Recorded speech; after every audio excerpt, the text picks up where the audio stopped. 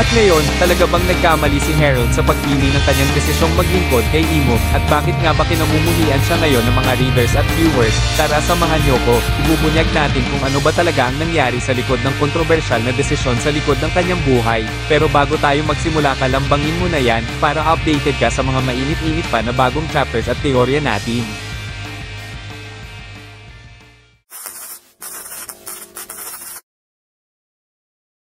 At sa wakas, nasa dulo na tayo ngayon ng pinakamahabang flashback sa kasaysayan ng One Piece. At kung mapapansin nyo, halos lahat ng storyline ng mga karakter ay unti-unti nang nagsasara, at ang isa sa pinaka-pinag-uusapan dito ay si King Harold. Sobrang kontrobersyal at ramdam ko na kahit ano pa ang mangyari sa susunod na isa o dalawang chapter, malamang maraming viewers ang hindi pa rin mapapatawad si Harold, lalo na sa desisyon niyang iwan ng kaibigan niyang si Rox, at nagpautulang sa world government.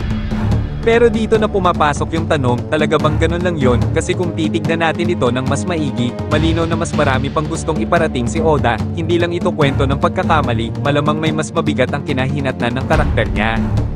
Balikan natin si Harold mamaya, pero sa puntong to, bigyan muna natin ng pansin ang kamatayan ng pinakamamahal niyang asawa na si Aida, at sa totoo lang, nagustuhan ko talaga yung eksenang yun, pero kahit isang side character lang siya, sa sobrang taas at dami ng storyline ng flashback na to, ay walang nasayang na eksena, malinaw kung ano ang role niya sa kwento.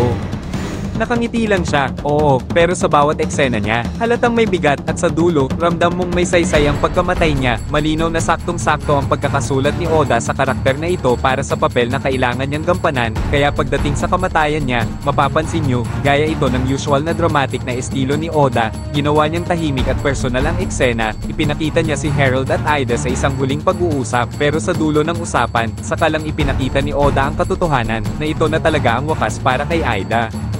At dahil doon, mas na-appreciate natin yung relasyon at dynamic nilang dalawa, at sa totoo lang, isa ito sa pinakamagandang maliit na love story sa One Piece para sa akin. Ngayon naman, pagdating kay Harold mismo, umaasa ako na kahit papaano, nakatulong ang chapter na ito para mas maintindihan siya ng mga readers at viewers. Oo, napasobra siya sa pagpili ng maling direksyon.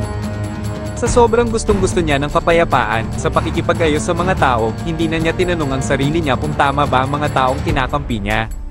Kita rin natin na kahit sina Saul at Aida, ay talagang napatanong sa ginagawa niya, at malinaw tayo na may mga mali si Harold, lalo na sa pakipagsundo niya sa world government, pero yung grabeng dedikasyon niya sa kapayapaan ay makikita nating may magandang naidulot din. Gaya ng, unti-unting nagbago ang tingin ng mundo sa mga giants, at unti-unti silang nagugustuhan ng mga tao. Siguro, mas naging epektibo lang sana kung mas malinaw na ipinakita ni Oda noong una kung gaano talaga ka-violent at kalala ang mga giants sa mga tao sa loob ng daan-daang taon.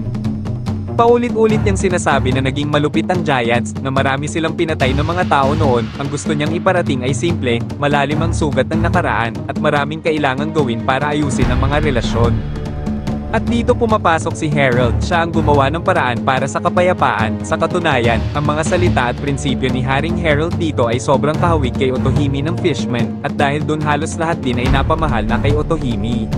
Noon, wala tayong mga tanong nung nakipagkasundo siya sa mga Celestial Dragon, siguro dahil siya ay babae at pinakamahinang karakter sa One Piece, samantalang kay Harold naman, ay iba ang dating nito. Si Harold ay posibleng isa sa pinakamalakas na karakter sa buong One Piece sa panahong ito, na hindi lang basta Ancient Giant, kundi isang sobrang lakas na Ancient Giant, kahit ikumpara pa sa mga kapwa niya mga Giants. At doon nagiging mas kontrobersyal ang mga desisyon niya. Sa puntong ito, siya na malamang ang pinakamalakas na nilalang sa karagatan, lalo na't patay na si Rox.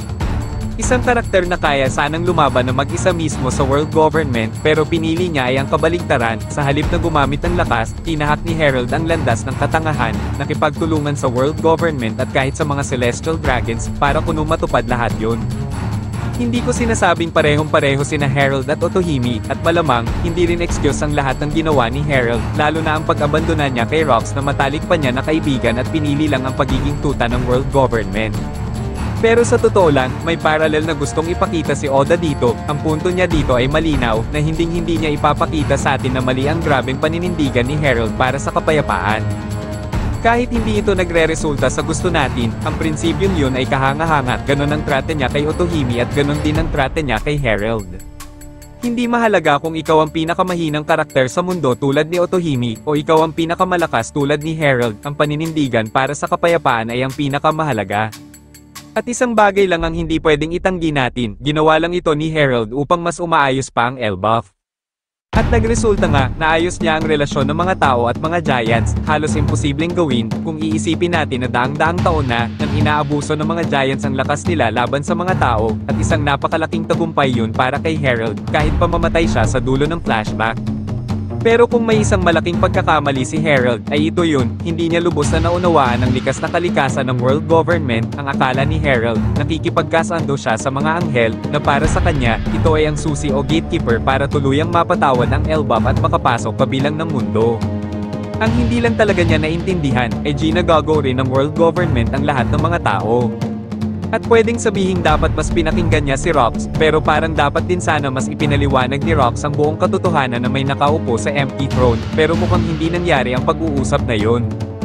At sa totoo lang, parang sinadya rin ni Oda na hindi mangyari, kasi kung nailabas lahat ng impormasyong yun, malamang hindi gaganda ang kwento. Hindi ko pinapawalang sala si Herald, pero kung titignan natin ang lahat ng buo at maliwanag, isa siyang kapuri-puri na karakter. Ang pinakamalaking kahinaan niya ay ang pagka-ignorante niya, at madalas, mas mahirap patawarin ng mga viewers sa mga karakter na hirap makaintindi sa sitwasyon, pero malinaw naman ang layunin niya. May mahalagang mga pangyayari din dito. Una, biglang umalis si Shanks sa Holy Knights, ibig sabihin, nakuha na niya yung kailangan niya. Last week, sinabi ko na posibleng ang dahilan ng pagpasok ni Shanks sa Holy Knights ay para makakuha ng impormasyon tungkol sa Nika Nika Fruit dahil ang world government ay matagal nang humahabol nito. At mapapansin nyo, pagkaalis niya sa Holy Knights, ang susunod na eksena ay sa Elbaf agad. Malinaw na may nalaman si Shanks habang nagpapanggap siyang isa sa God's Knights, nalaman niya kung saan talaga matatagpuan ang hinahanap niya, at sakto namang sa parehong oras, inutos na ni Imo ang plano niyang pilitin si Herald na gawing sundalo ang lahat ng giants niya. Parang lahat, saktong-saktong itinadhana. Pangalawa, napatunayan din ang theory tungkol sa kapangyarihan ni Imo, ang immortality niya ay may levels, base sa klase ng sea contract. Sa deep sea contract, nakakakuha si Herald ng regeneration, katulad ito ng ibang Holy Knights. Kapag umabot ka naman sa deep sea contract, tulad ng meron ng Gorosei, doon ka nakakakuha ng katawan na hindi tumatanda, ang eternal youth. Una, ang regeneration, tapos, sunod naman ang eternal youth. Lahat ng yan ay epekto ng OP Nomi surgery na ginawa kay Imo. Dahil hawak ni Imo ang Sea Devil powers, kaya niyang ipasa ang kakayahan niya sa mga subordinate niya, at doon nga nagiging mas malinaw lahat ng kontrata at abilities ng Holy Knights at mga Gorosei. At sa dulo ng chapter, ang eksena kung saan kontrolado ni Imo si Herald, sobrang solid, mukhang kapag nasa higher level contract ka na, ay kaya ka na niyang gamitan ng Domi Reversi kahit kailan. Ang katotohanang bahagyang lumalaban pa si Herald sa kontrol ni Imo, ay ang posibleng dahilan kung paano siya napatay ni Loki. Gaya ng nakita natin noon kay Rox, nakalaban pa siya ng sandali sa Domi Reversi, at nakipagtalo pa kay Imo, bago siya tuluyang bumigay. At posibleng ganun din ang nangyari kay Herald, so para sa next chapter, mukhang makakakita na tayo ng konting aksyon, at practically, papunta na tayo sa mismong pinaka-finale ng flashback. Ang flashback na ito ang pinaka-perfect na timing para tuluyan ng ipakita ang matagal nang hinihintay na Devil Fruit ni Loki. Isang taon na natin itong inaabangan, posible ring may kinalaman dito ang kanyang nakakatakot na mga mata. Napag-usapan na natin ang trahedya sa buhay ni Herald, pero kung tutuusin, mas masakit pa ang backstory ni Loki. Hindi tulad ng iba, kinamumuhian siya ng sarili niyang ina, kinamuhian ng kanyang bayan, pati ng sarili niyang kapatid, namatay si Ida dahil sa lason, tinanggihan siya ng idol niyang si Rox D. Zebite, binasted siya ni Lola, ang babaeng mahal niya, at malamang, napilitan din siyang patayin ang sarili niyang ama, pagkatapos, ginapos pa siya sa mahabang panahon.